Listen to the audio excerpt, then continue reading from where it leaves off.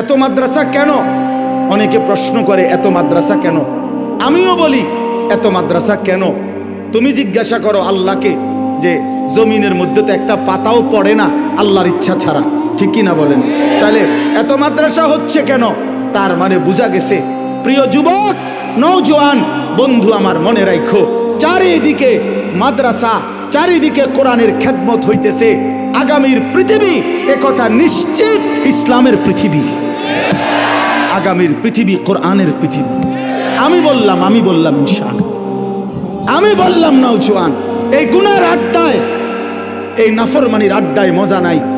নারী দেখে, ছবি দেখে, উলঙ্গ দৃশ্য দেখে, মদের আড্ডায়, জুয়ার আড্ডায়, জিনার আড্ডায় অসংখ্য অগণিত যুবক আলহামদুলিল্লাহ আমার সাথে সম্পর্ক মহব্বত রাখে এমন আমি অনেক যুবক চিনি।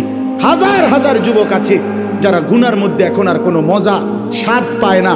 অশ্লীল ছবি দেখতে দেখতে আর মন চায় না, উলঙ্গ নারী দেখতে দেখতে আর দিল চায় না। এই গুনার রাজ্য থেকে যুবক ফিরে আসতেছে, মুসলমান ফিরে আসতেছে। ঘরে ঘরে মুসলমানের বাচ্চা আল্লাহর কোরআন শিখতেছে, হাফেজে কোরআন হইতেছে। বড় বড় উচ্চ পদস্থ ব্যক্তিদের সন্তানরাও আল্লাহর কোরআন পড়তেছে, কোরআনের হাফেজ হইতেছে। তার মানে খুব দ্রুতই আগামীর পৃথিবীতে সারা জগৎ জুড়ে কালেমার পতাকা উড়বে ইনশাআল্লাহ, ইনশাআল্লাহ, ইনশাআল্লাহ। এটা মনে রাখো, এটা মনে রাখো।